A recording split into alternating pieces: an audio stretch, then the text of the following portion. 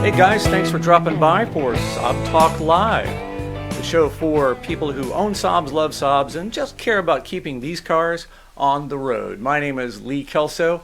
I'm a SAAB owner and therefore a DIY mechanic, right? You guys understand all of that.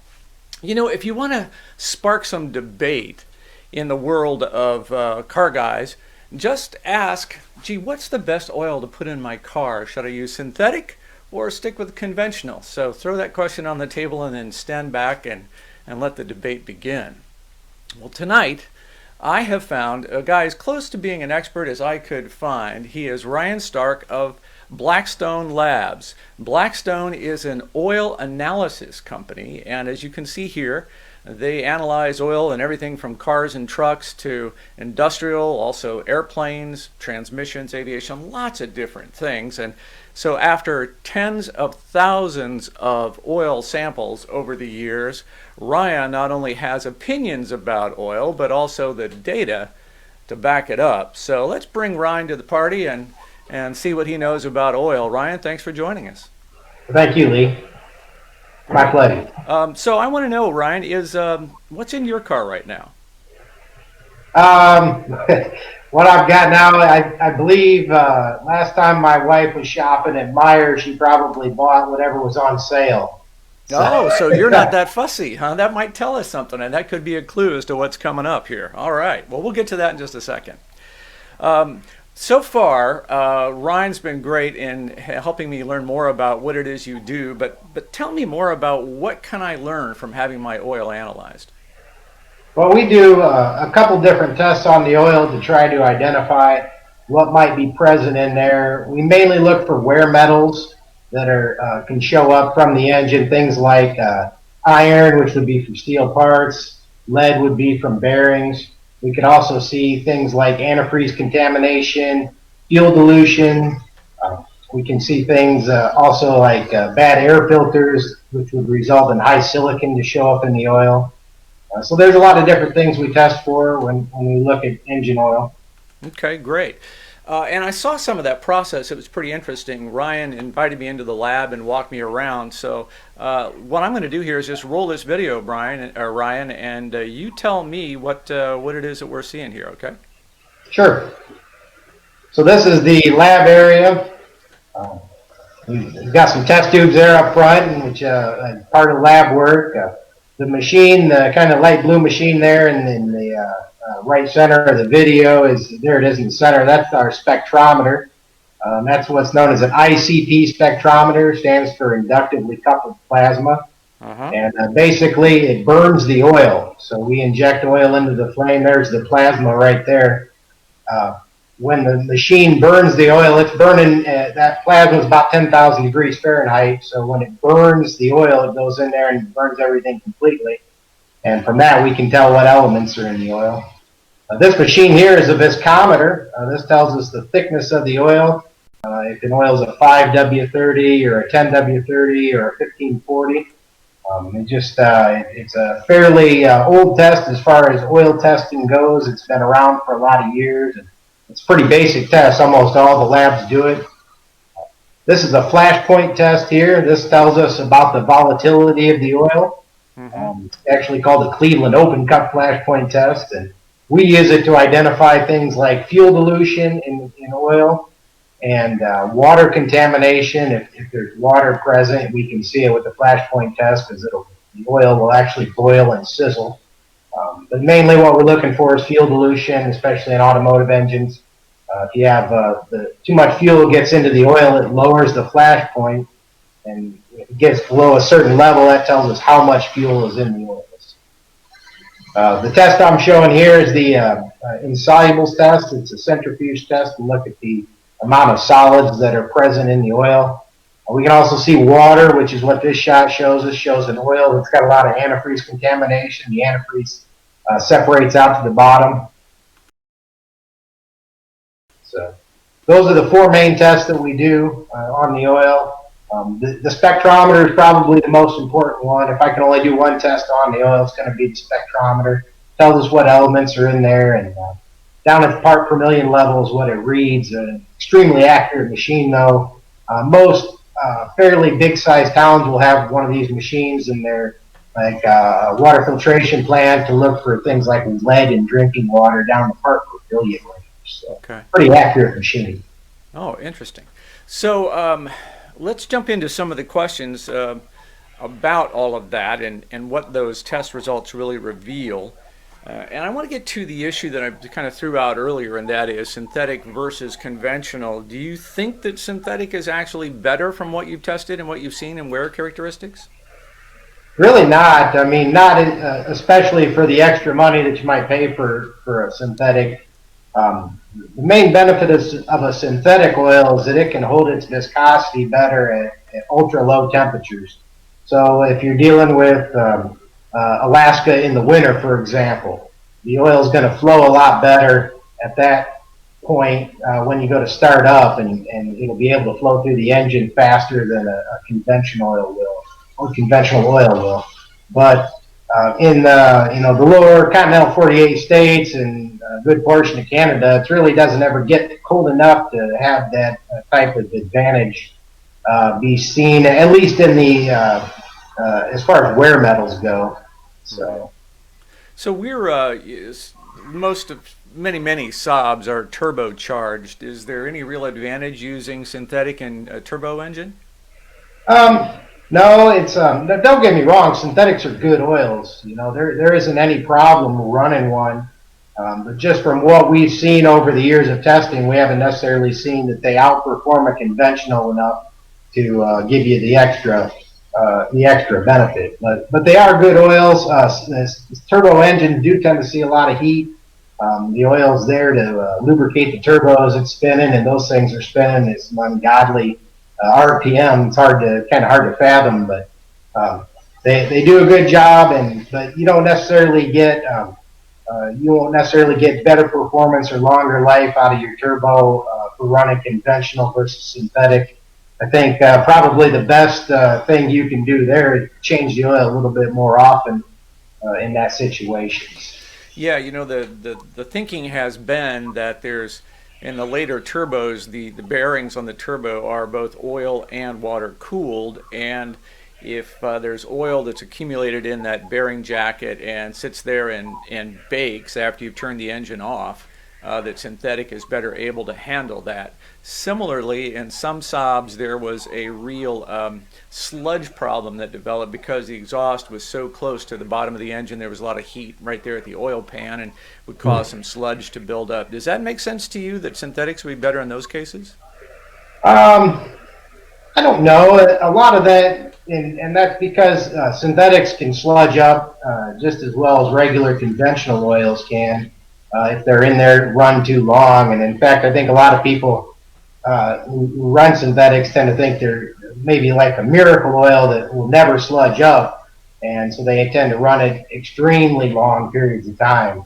And it's hard to say if there would be any advantage over the long run. I can say that from what we see, we don't necessarily see synthetic oils hold up better to things like excess heat and sludge versus conventionals. So they do a good job, but conventionals will too, and a lot of it's just how often you change it. Yeah, so what's your oil change recommendations these days? And do that both for synthetic and for conventional. Well, you know, most engines can go 5,000 miles is a pretty typical oil run, and they do just fine on that. Some people, if you have an older vehicle, maybe not be your daily driver. It might take a long time to get 5,000 miles, but in those situations, I usually recommend at least 1 year on an oil change. It's never a bad idea when you're crawling under the engine, because you can kind of look around and pop open the hood and see, you know, what else is going on. It's kind of like an annual inspection on your car. So it's a good time to change oil, something good to do, and grab an oil sample and we can tell you what it looks like. Well, let's talk about that a little bit. Is there anything special about the process that I need to undergo when I'm collecting an oil sample to send to you, or I just drain and stick a little tube in there and get what I can get? That's really pretty much it. Most people when they get an oil sample, they do it when they're changing oil. And you pop the plug, let a little bit drain out, and then fill up our sample bottle. Our sample bottle holds 3 ounces of oil. So And we can actually get by with less than that. About half of that is okay. We like to have a little bit extra to if we have to rerun any tests. But you try not to get the very first oil out of the engine or the last. Just try and get it as it's draining through the middle. Okay, that makes a lot of sense. Yeah, it sure does.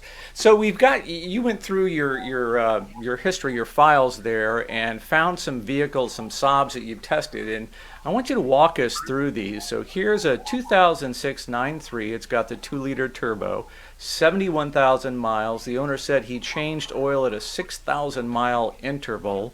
What do you see in here? So walk us down the left side of the screen there and all those numbers and what they tell us. So this is the elements that our spectrometer reads.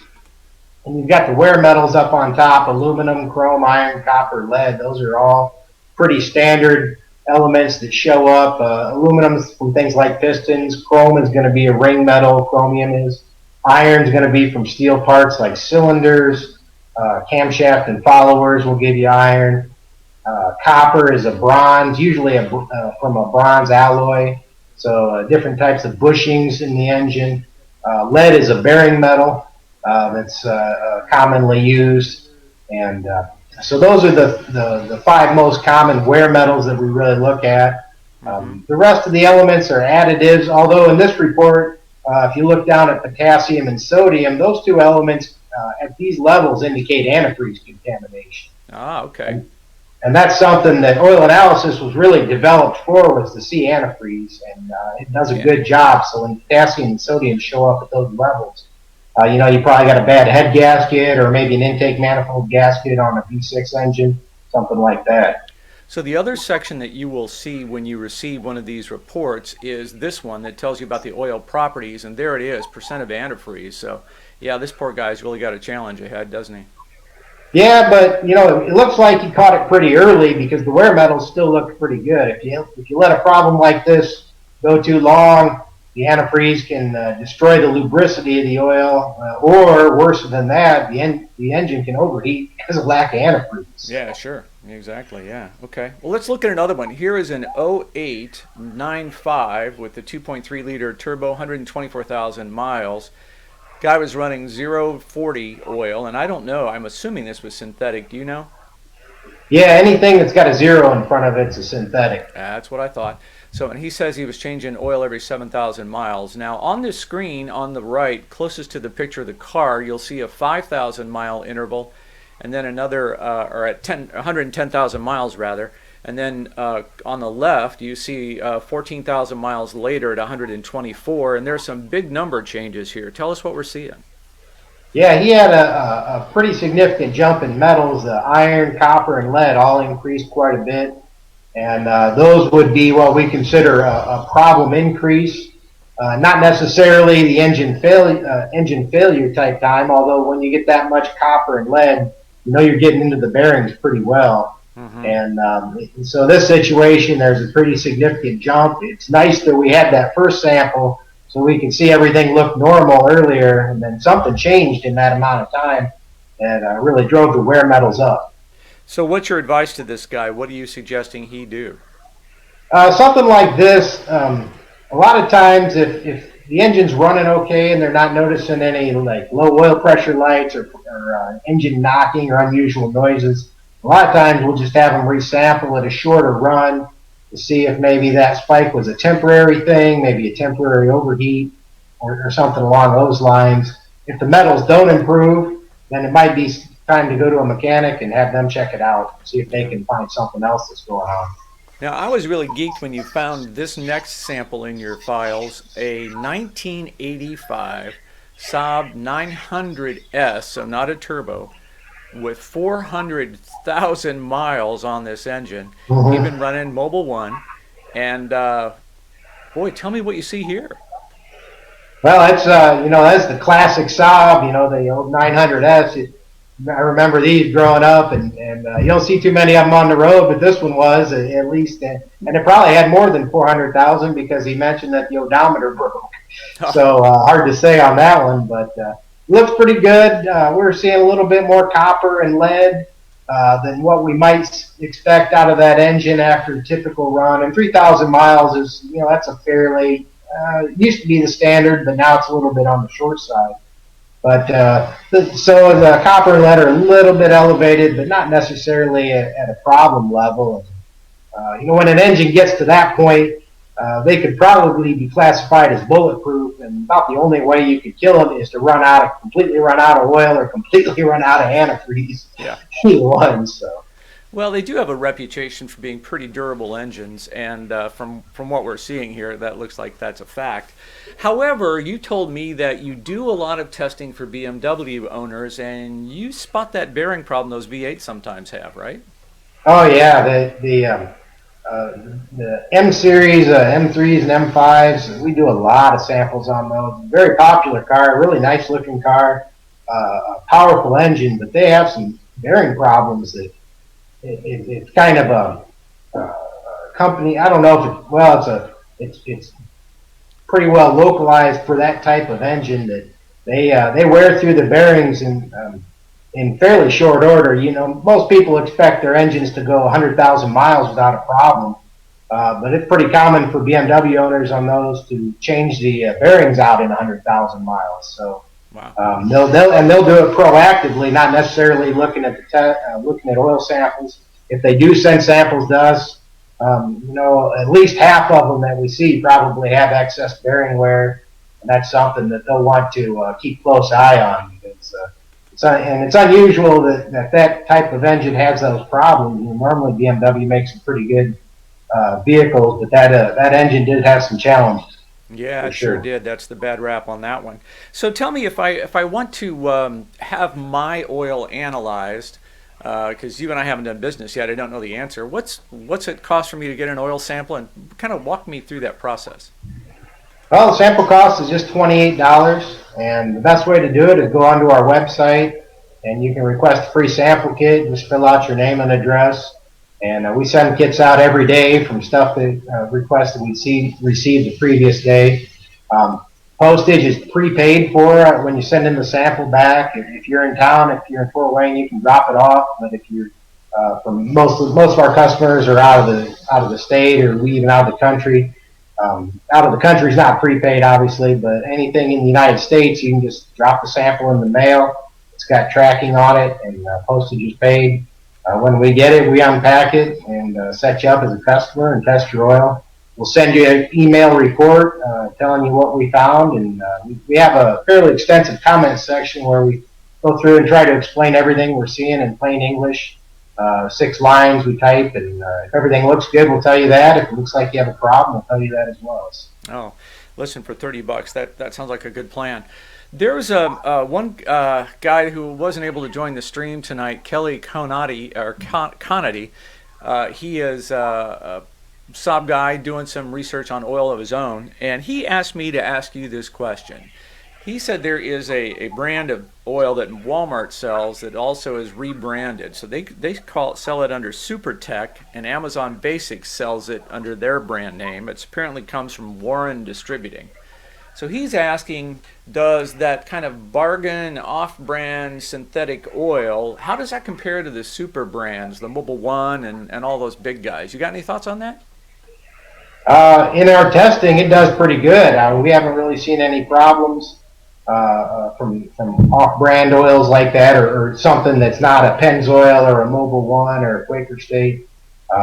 Those oils tend to do a good job. They just pay a company like Warren to rebrand it under their name, but Warren would buy the base stock from a major manufacturer like Mobil Exxon or something like that, and they would buy the additives from a common additive maker like Lubrizol.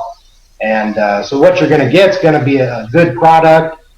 Anything that's got the API star on it, the American Petroleum Institute seal, and if it's rated at SJ, or there's usually a rating on that, that's what you want to look for. If you get that, you're going to be getting a good oil. It's going to do a good job for you. Okay, well, my takeaway is that I'm probably going to continue to use synthetic just because it seems like I ought to. I don't really know why, maybe after talking with you, but I think I might follow Kelly's advice and go to the less expensive stuff. If you're telling me it makes no difference, why wouldn't I?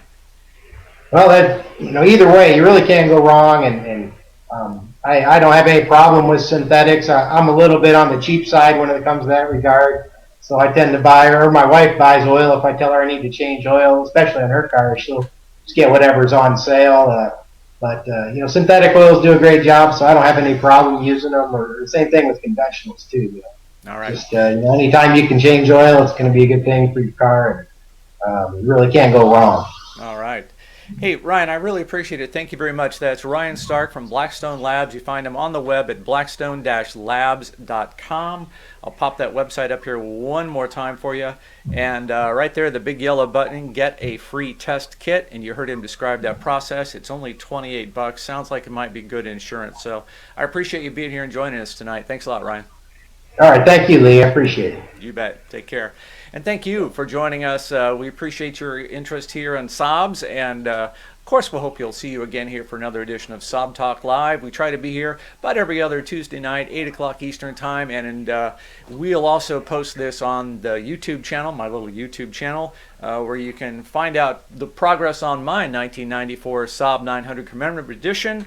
And then also catch all the past broadcasts of SAAB Talk Live. All right, thanks, guys. Appreciate you being here. We'll see you on the road. Don't be afraid to get out in the garage and get yourselves dirty.